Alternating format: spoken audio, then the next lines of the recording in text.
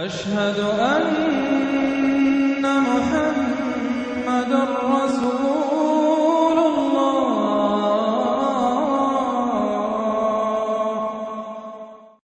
سورۃ الممتحنہ، بسم اللہ الرحمن الرحیم۔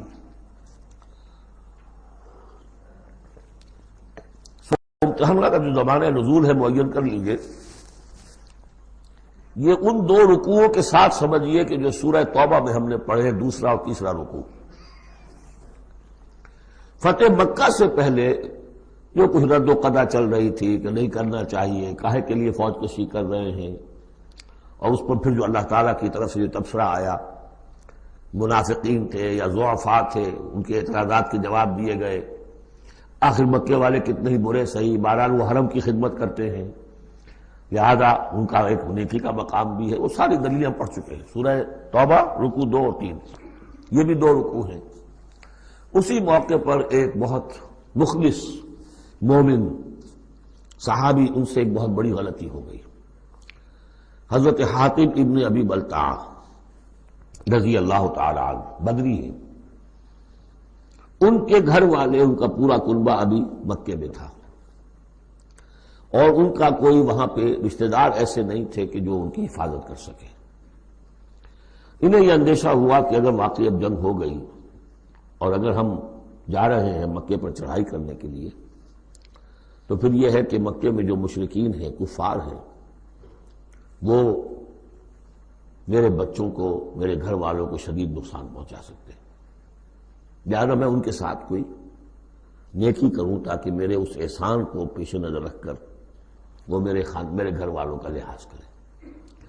انہوں نے ایک خط لکھا مکے والوں کے نام، اور اس میں گویا کہ وہ سیکریٹ جو ہے وہ لیک کر دیا کہ محمد اب تم پر چڑھائی کرنے والے ہیں صلی اللہ علیہ وسلم۔ یہ احسان دھرا۔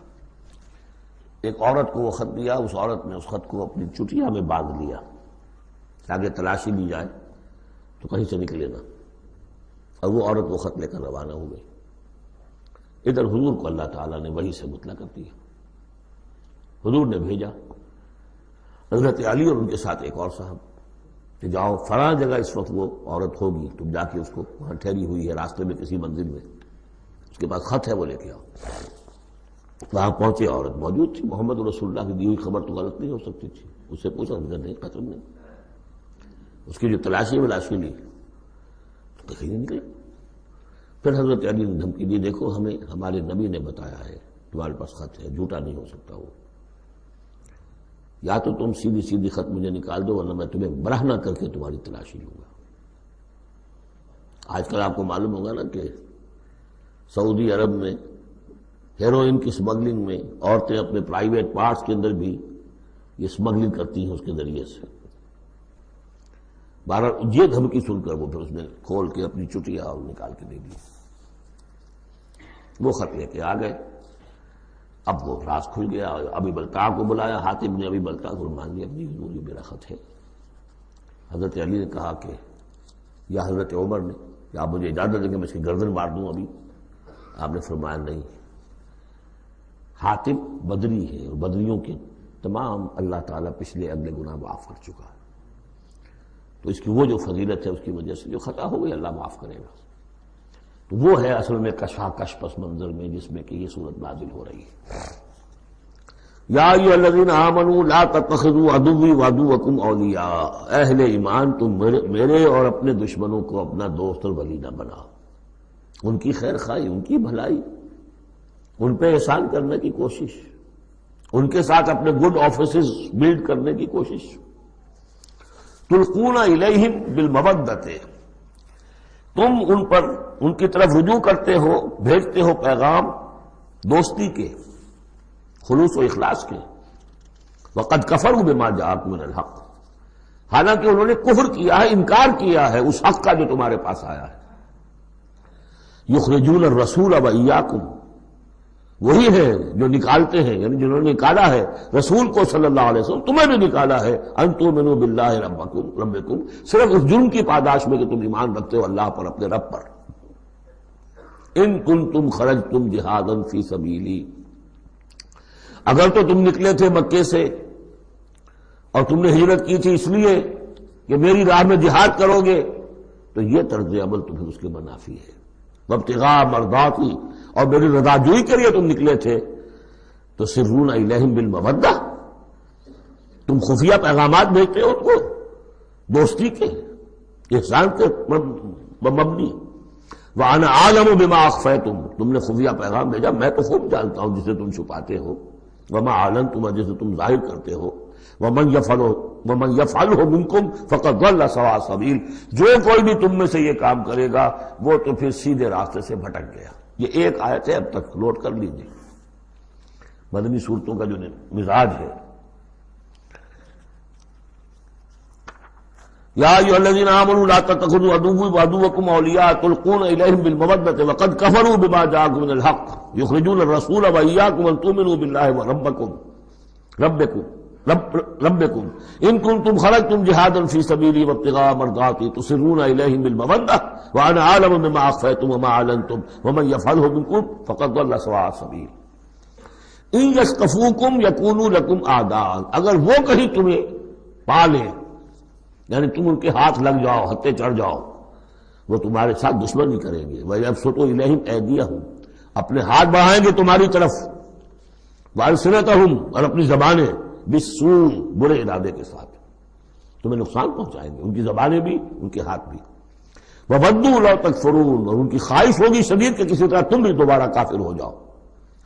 لَن تَنفَعَكُمْ أَرْحَامُكُمْ، تمہیں ہرگز نفع نہیں پہنچائیں گے تمہارے رحمی رشتے. ولا اولادکم، نہ تمہاری اولادیں. یوم القیامہ، قیامت کے دن. یفصل بینکم، اللہ فیصلہ کر دے گا تمہارے مابین. واللہ بما تعملون بصیر، اور جو کچھ تم کر رہے ہو اللہ اسے دیکھ رہا ہے. قد کانت لکم اسوۃ حسنۃ فی ابراہیم والذین معہ، تمہارے لیے ایک اچھا نمونہ ہے، بہت عمدہ ماڈل ہے، اسوہ حسنہ ہے. فی ابراہیم والذین معہ، ابراہیم اور ان کے ساتھیوں کے معاملے میں، ان کی شخصیتوں کی صورت میں. اذ قالوا لقومہم، جبکہ انہوں نے کہا اپنی قوم سے، برملا کہہ دیا، انا براء منکم، ہم بری ہیں تم سے، ومما تعبدون من دون اللہ، اور جن کو بھی تم پوج رہے ہو اللہ کے سوا، ہمارا ان سے کوئی رشتہ نہیں، کوئی تعلق نہیں. ہم اعلان برات کر رہے ہیں ان سے.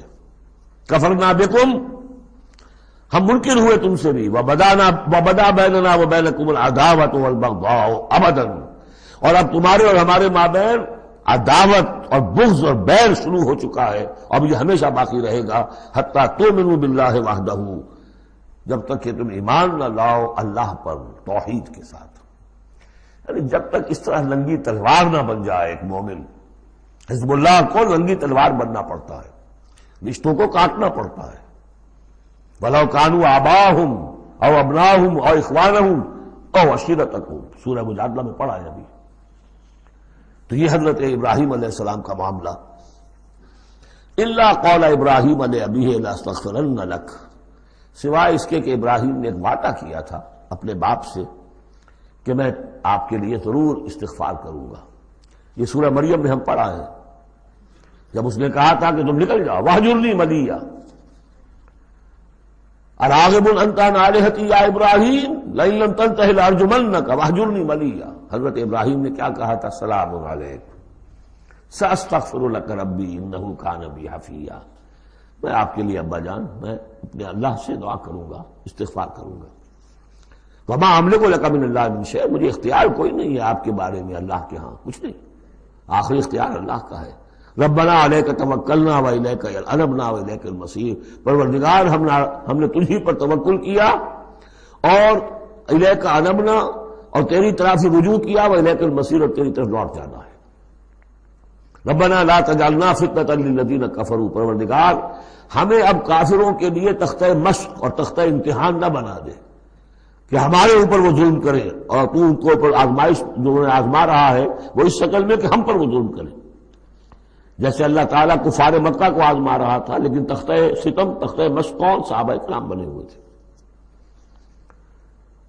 واغفر لنا، اور ہمیں بخش دے، انک انت العزیز الحکیم، یقیناً تو ہی ہے سب کچھ زبردست اور حکمت والا. اب یہاں نوٹ کر لیجئے کہ سورہ توبہ میں آ چکا ہے کہ حضرت ابراہیم نے آخر میں آ کر تبرأ منہ، جب انہوں نے معلوم ہو گیا کہ میرا باپ تو دشمن ہے، اللہ کا دشمن ہے، تو برات کی. یہ آیتیں جو ہیں یہ سن 8 میں فتح مکہ سے قبل نازل ہو رہی ہیں. حاطب بن بلتع کا واقعہ ہے، ابھی مکے طرف روانگی نہیں ہوئی ہے.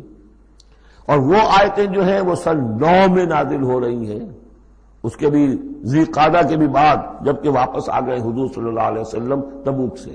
لہذا وہ ہوگی محکم، اور یہ بات جو ہے اس کے پہلے یہ گویا کتابیں رہے گی. لقد کان لکم فیہم اسوۃ حسنۃ، تمہارے لیے یقیناً ان کی ذات میں، ان کے رویے میں، ان کے طرز عمل میں ایک اچھا نمونہ ہے. لمن کان یرجو اللہ والیوم الآخر، لیکن کس کے لیے؟ کہ جو اللہ کی بھی ملاقات کی امید رکھتے ہو اور یوم آخر سے ڈرتے ہو. بالکل یہی الفاظ وہاں آئے تھے.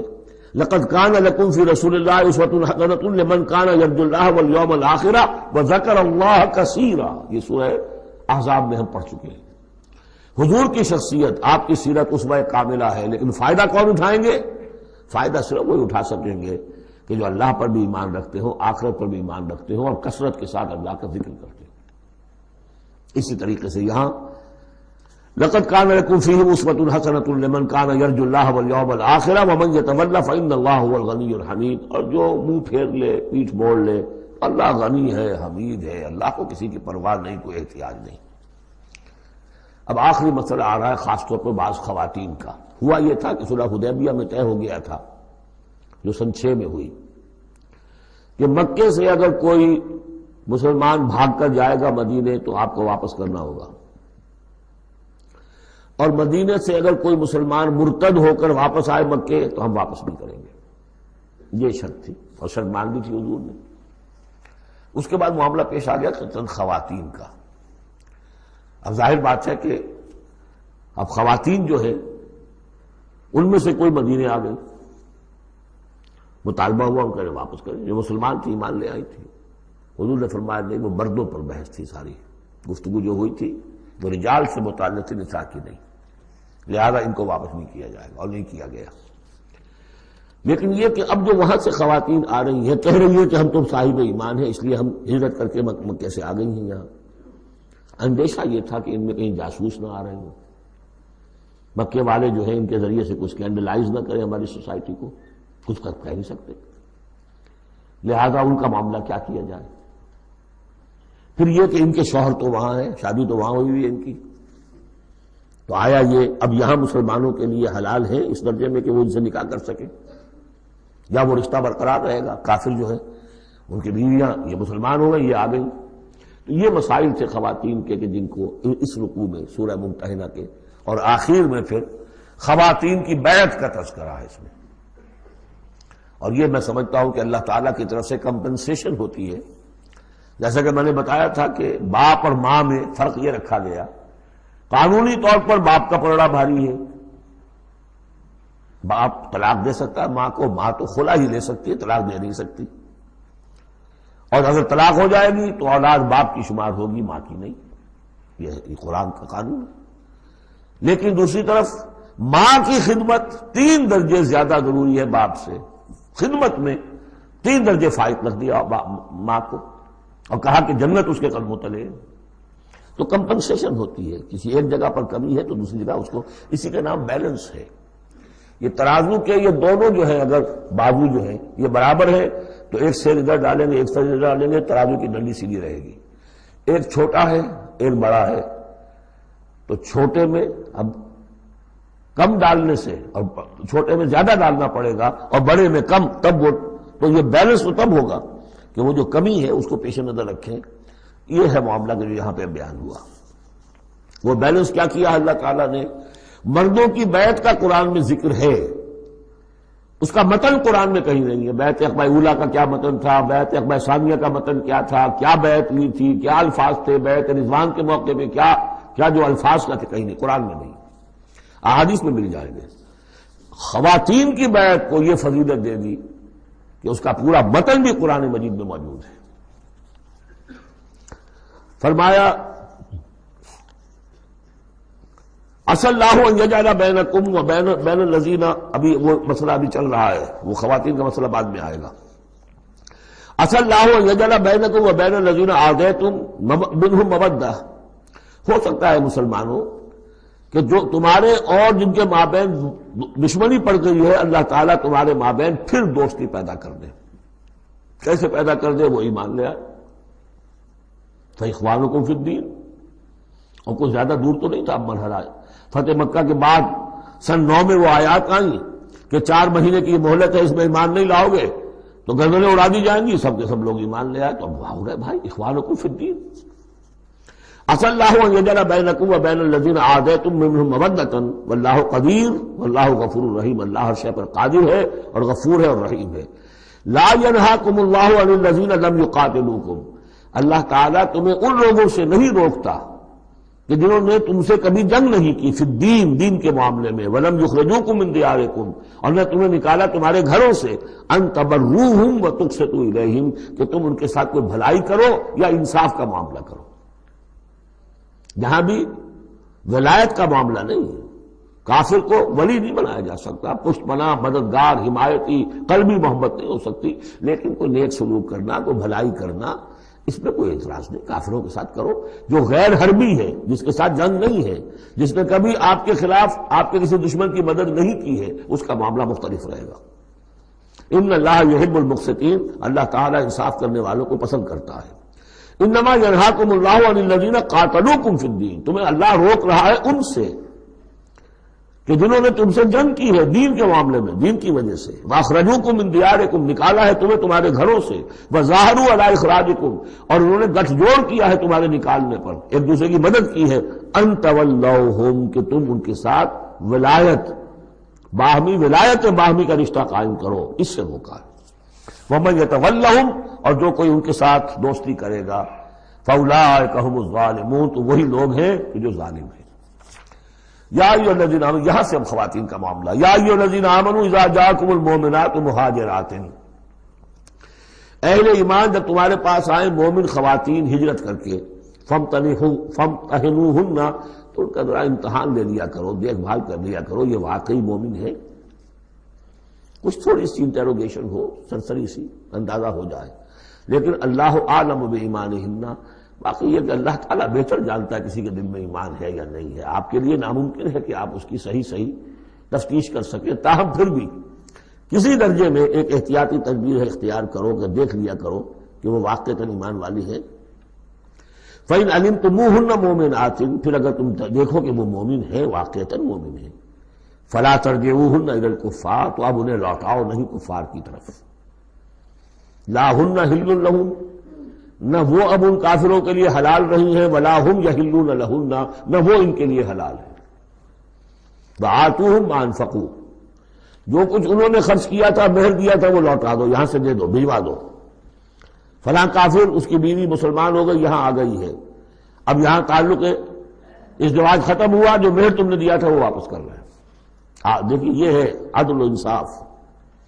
جیسے کہ حضرت خالد بن ولید نے ایک موقع پر، جبکہ شام کے محاذ پر ذرا پیچھے ہٹنا پڑا، غالباً ابو عبیدہ کا معاملہ تھا رضی اللہ تعالی عنہما، تو ایک شہر جس سے کہ جزیہ لے لیا گیا تھا، پھر چونکہ وہاں سے پسپائی جو ہے ٹیکٹیکل موو کے طور پر وہاں سے پیچھے ہٹنا پڑا، تو وہ سارا جزیہ واپس کر دیا. ہم جا رہے ہیں، اب آپ لوگوں کی حفاظت کا ذمہ ہم نہیں لے سکتے. ذمہ کا مطلب ہے ہمیں آپ کی حفاظت کی ذمہ داری پوری کرنی تھی، نہیں کر سکتے، یہ رقم واپس. اور دھاڑے مار مار کر وہ روئے کہ یہ لوگ فرشتہ لوگ یہ جا رہے ہیں ہمیں چھوڑ کر. تو یہاں بھی کہا جا رہا ہے کہ وہ کافر ہے، لیکن یہ کہ ان کے جو انہوں نے مہر وغیرہ دیا ہوا ہے مسلمان عورتوں کا واپس کر لوٹا دو. وَلَا جُنَاحَ عَلَيْكُمْ أَن تَنكِحُوهُنَّ إِذَا آتَيْتُمُوهُنَّ أُجُورَهُنَّ. اور اے مسلمانوں تم پر کوئی حرج نہیں ہے، کوئی گناہ نہیں ہے کہ تم اب ان خواتین سے نکاح کر لو جبکہ تم انہیں ان کے مہر ادا کر دو. وَلَا تُمْسِكُوا بِعِصْمِ الْكَوَافِرِ.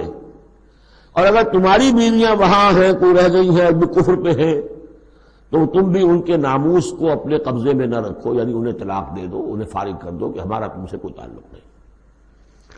بس علو ما انفقتم. اور ان سے مانگ لو جو بھی تم نے ان کو دیا تھا مہر کے طور پر. جب ہمارے اور تمہارے درمیان وہ رشتہ ختم ہوا، میرا مہر واپس کرو. وَلْيَسْأَلُوا مَا أَنفَقُوا. جو انہوں نے خرچ کیا تھا وہ مانگ لیں. جو یہاں مسلمان عورتیں آ گئی ہیں ان کا مہر لوٹا دیا جائے. ذالکم حکم اللہ یحکم بینکم. یہ اللہ کا حکم ہے اور اللہ تمہارے مابین فیصلہ کر رہا ہے. واللہ علیم الحکیم، اللہ سب کچھ جاننے والا ہے، کمال حکمت والا۔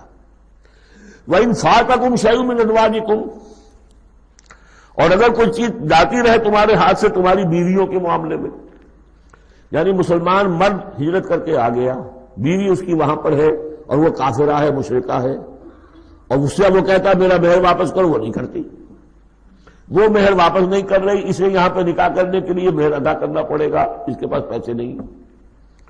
اس مسئلے کا حل بتایا، وَإِنْ فَاتَكُمْ شَيْءٌ مِّنْ أَزْوَاجِكُمْ، تمہارے کچھ لوگوں کی طرف سے اگر انہیں یہ نقصان پہنچ جائے کہ انہیں وہ مہر واپس نہ ملے، فَعَاقَبْتُمْ إِلَى الْكُفَّارِ، یہ کفار کے ہاں رہ گیا، وہ نہیں دے رہے تم مہر، فَعَاقَبْتُمْ، پھر اگر کہیں تمہارا ہاتھ پڑ جائے، کہیں کسی جگہ تمہیں فتح مل جائے، کہیں سے تمہیں مال غنیمت یا مال فہ ہاتھ آ جائے، فَآتُوا الَّذِينَ ذَهَبَتْ أَزْوَاجُهُمْ، تو ان لوگوں کو کچھ دے دلا دو کہ جن کی بیویاں جاتی رہیں اس کفر اور اسلام کی وجہ سے، رشتہ جو کٹ گیا ہے، تاکہ اب وہ اپنی اس رقم سے جو انہیں دی جا رہی ہے وہ یہاں نکاح کر سکیں، اور جو خواتین وہاں سے آ رہی ہیں جن کا کہ حکم دے دیا گیا کہ یہاں سے ان کے مہر واپس کر دو، تو اب ان سے وہ نکاح کریں گے تو مہر دیں گے تو تب ہوگا نا۔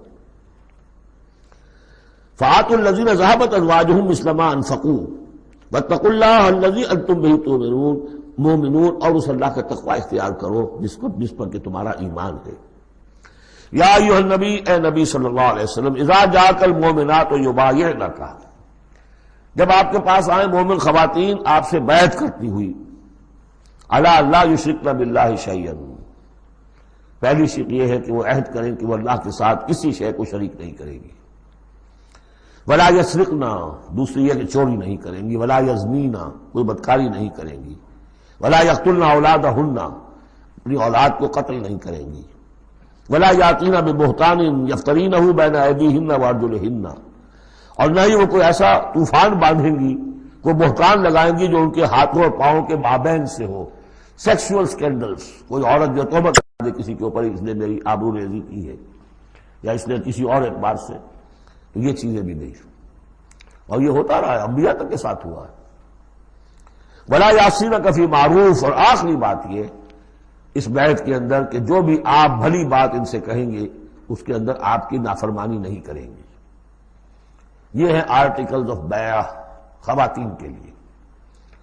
فبایعہن، تو اے نبی ان کی بیعت قبول کر لیجئے، انہیں بیعت کر لیجئے اپنے سے، واستغفر لہن اللہ، اور ان کے ساتھ ان کے لیے اللہ تعالیٰ سے استغفار کیجئے، ان اللہ غفور الرحیم، یقیناً اللہ غفور الرحیم ہے۔ اب یہاں نوٹ کر لیجئے کہ جو بیعت مردوں سے لی گئی بیعت عقبہ ثانیہ، بیعت عقبہ اولیٰ جو تھی وہ تقریباً یہی تھی، اسی لیے اس کو بیعت النساء بھی کہتے ہیں، پہلی بیعت۔ ابھی جو ہے وہ کوئی ایسی شکل سامنے نہیں تھی کہ کوئی جماعت کی تشکیل ہو رہی ہو، جماعت بنانی ہو، اور ہمارے ہاں جو بھی صوفیاء ہیں جو بیعت لیتے ہیں وہ بھی تقریباً اسی کو دلیل بناتے ہیں، بیعت عقبہ اولیٰ اور بیعت النساء، وہ اسی بات کا عہد لیتے ہیں، شرک نہیں کروں گا، یہ نہیں کروں گا، چوری نہیں کروں گا، نیکی کے کام کروں گا، وغیرہ وغیرہ۔ تو صوفیاء کی بیعت، خواتین کی بیعت اور بیعت عقبہ اولیٰ تقریباً یہ ہے۔ لیکن وہ بیعت جس سے کہ جماعتی زندگی وجود میں آئی وہ بیعت عقبہ ثانیہ ہے۔ حضرت عبادہ بن ثابت رضی اللہ تعالیٰ عنہ سے اس کی پورا اس کا ٹیکسٹ جو ہے وہ موجود ہے، متفق علیہ حدیث ہے، جس کو بخاری میں بھی ہے مسلم میں بھی ہے۔ بایعنا رسول اللہ صلی اللہ علیہ وسلم، وہ فرماتے ہم نے بیعت کی تھی اللہ کے رسول سے صلی اللہ علیہ وسلم، علی السمع، آپ کا ہر حکم سنیں گے، اطاعت کریں گے، فی العسر، تنگی، والیسر، اور آسانی میں بھی، والمنشط، اس حالت میں بھی کہ ہماری طبیعتوں میں انشراح ہو کہ ہاں یہ کام واقعتاً بہت مفید ہے، صحیح ہے، والمکر، اور اس حالت میں بھی کہ ہمیں اپنی طبیعتوں پر جبر کرنا پڑے، ہمیں اس فیصلے کے ساتھ اتفاق نہ ہو، وعلی اثرۃ علینا، اور اس کے باوجود کہ دوسروں کو ہم پر ترجیح دے دی جائے۔ ترجیح دے دی جائے کس بات میں؟ آپ امیر بنا رہے ہیں فلاں شخص کو، یہ تو ابھی نوبارد ہے، ابھی آیا ہے، ابھی شامل ہوا ہم میں، اور ہم پرانے آپ کے ساتھی ہیں، نہیں، پریروگیٹو ہے یہ آپ کا، جس کو چاہے امیر بنائیں۔ وعلی اللہ نضال الامر اہلہ، جنہیں آپ ذمہ دار بنائیں گے ان سے ہم جھگڑیں گے نہیں، ان سے لڑیں گے نہیں، ان کی اطاعت کریں گے۔ من اطاعنی فقد اطاع اللہ ومن عصانی فقد عصی اللہ، ومن اطاع امیری فقد اطاعنی ومن عصى امیری فقد عصانی وعلی ان نقول بالحق اینما کنا، آخری شق یہ کہ ہم حق بات ضرور کہیں گے جہاں کہیں بھی ہوں گے، لا نخاف فی اللہ لومۃ لائم، ہم کسی ملامت کرنے والے کی ملامت کے خوف سے اپنی زبان بند نہیں کریں گے۔ یہ بیعت عقبہ ثانیہ جو ہے اس کو ہم نے تنظیم اسلامی میں اختیار کیا، ایک لفظ کا اضافہ کیا، ابایعک علی السمع والطاعۃ فی المعروف، حضور کی اطاعت مطلق تھی، جو حکم دیں گے، غلط دے نہیں سکتے معصوم ہے۔ حضور کے بعد ابو بکر کی بیعت بھی مطلق نہیں تھی، مقید ہے، مشروط ہے، کتاب و سنت کے دائرے کے اندر اندر۔ یہ بیعت ہے کیونکہ اس کے بعد حضور نے پہلی مرتبہ ایک تنظیمی ڈھانچہ قائم کیا کہ مدینے میں آپ نے 12 نقیب مقرر کر دیے۔ یہ تنظیمی شکل پہلی مرتبہ ہو رہی ہے آپ کی سیرت کے اندر۔ مکے میں تو چونکہ آپ خود موجود ہیں اور سب صحابہ وہیں ہیں، چھوٹا سا شہر ہے، تو کسی تنظیمی سانچے کی اور ڈھانچے کی اور لمبی چوڑی چین جو ہے بنانے کی ضرورت ہی نہیں۔ اب مدینہ دور ہے، وہاں کے کچھ لوگ 9 خزرج میں سے اور 3 اوس میں سے آپ نے نقیب بنائے، اب ان کی ذمہ داری بنی۔ اس طرح جماعتی تنظیم جو بنی ہے وہ اس بیعت پر بنی ہے۔ البتہ چونکہ خواتین کا معاملہ یہ ہے کہ جماعتی جدوجہد جو آگے چلنی ہے اس میں جہاد اور قتال کے جو مراحل آنے ہیں اس میں خواتین کا حصہ بالواسطہ ہے، بلا واسطہ نہیں ہے، ڈائریکٹ نہیں ہے۔ وہ بیعت ان سے نہیں دی گئی بلکہ یہی بیعت لی گئی ہے کہ اس کے اندر یہ افعال ہیں، یہ نہیں کریں گے، اور یہ کہ ہاں جو امیر ہے حضور صلی اللہ علیہ وسلم جو بھی حکم دیں گے، جو بھلائی کا حکم ہوگا اس میں ان کی نافرمانی نہیں کریں گے۔ اس کو ہم نے تنظیم میں خواتین کی بیعت کے لیے بعین ہی یہی الفاظ اختیار کیے، اور واقعہ یہ کہ اس کا بہت ایک اہم پہلو یہ ہے کہ چاہے خواتین کو وہ دوسرے کام نہیں کرنے جو مردوں والے ہیں، جنگ میں جانا ہے یا کوئی اور مسئلہ ہے، لیکن ایک سینس آف بلانگنگ ہو جاتی ہے کہ ایک گروہ کے ساتھ ہونا، کونوا مع الصادقین، کوئی ہے جس کے ساتھ آپ نے اپنے آپ کو آئیڈینٹیفائی کیا، جماعتی زندگی ہے اور اس کے تحت ایک کام ہو رہا ہے، اس کی برکتیں جو ہیں جو آپ نے فرمایا گیا، جو حضور نے فرمایا، یہ حضرت عمر کا قول ہے، اثر ہے، لا اسلام الا بالجماعہ ولا جماعہ الا بالامارہ ولا امارہ الا بالسماع ولا سماع الا بالطاعہ۔ کوئی اسلام نہیں ہے بغیر جماعت کے، کوئی جماعت نہیں بغیر عمارت کے، کوئی عمارت نہیں بغیر جب حکم سننے کے، اور سننے کا کوئی فائدہ نہیں ہے تک مانا نہ جائے۔ حضور نے فرمایا علیکم بالجماعہ ید اللہ علی الجماعہ، تم پر لازم ہے کہ جماعت کی شکل میں رہو، اور اللہ کی مدد اور تائید جماعت کے ساتھ ہوتی ہے۔ اور اس جماعت سازی کے لیے جو مسنون اور منصوص اور معصور بنیاد ہے وہ ہے بیعت، جس کو ہم نے چھوڑ دیا۔ دوسرے طریقے جو ہے جماعت سازی کے، دستور ہو، دستور کے مطابق پھر قوانین ہو، بائی لا، یہ بھی حرام نہیں ہے، یہ بھی مباح ہے، لیکن مباح ہونا اور بات ہے، اور منصوص ہونا، مسنون ہونا، معصور ہونا یہ بالکل اور بات ہے، زمین و آسمان کا فرق ہے۔ بہرحال ہم نے تنظیم اسلامی میں اس بیعت کے نظام کو اختیار کیا، اللہ کا شکر ہے کہ جو ایک انسٹیٹیوشن اسلام کا بالکل ختم ہو گیا تھا، ڈیڈ، مطلوب، ہم نے اسے زندہ کیا ہے۔ آخری آیت ہے، یا ایھا الذین آمنوا لا تتولوا قوما غضب اللہ علیہم، اہل ایمان ان کو لوگوں کے ساتھ دوستی نہ کرو جن پر اللہ کا غضب ہے۔ جہاں سے یہ صورت شروع ہوئی تھی اختتام پر پھر وہی بات آ گئی، قد یئسوا من الآخرہ، یہ آخرت سے مایوس ہو چکے ہیں، کما یئس الکفار من اصحاب القبور، جیسے کہ کفار مایوس ہو چکے ہیں اصحاب قبور میں سے۔ اس کے 2 معنی دیے گئے ہیں، جیسے کفار جو قبر میں ہیں ان پر تو حقیقت واضح ہو چکی ہے نا، عالم برزخ میں جب پہنچ گئے تو انہیں معلوم ہے، اب حقائق منکشف ہو گئے، جیسے وہ مایوس ہو گئے ہیں کہ ان کے لیے اب کوئی راستہ نہیں، اللہ کے عذاب سے بچنے کی کوئی شکل نہیں۔ یا یہ کہ جیسے یہ کفار مایوس ہو گئے ہیں کہ جو قبر میں چلا گیا اس کا کوئی باعث بعد الموت نہیں ہے، اس کو دوبارہ اٹھا جانا نہیں ہے، دونوں امکانات، دونوں ترجمے کیے گئے ہیں، تو تم ان لوگوں کی طرح نہ ہو جاؤ جو مایوس ہو چکے ہیں یہ لوگ اللہ کی رحمت سے۔ یہ لوگ جو ہیں، یہ جو یہودی ہیں، اور ان کے ساتھ تمہاری دوستی نہیں ہے۔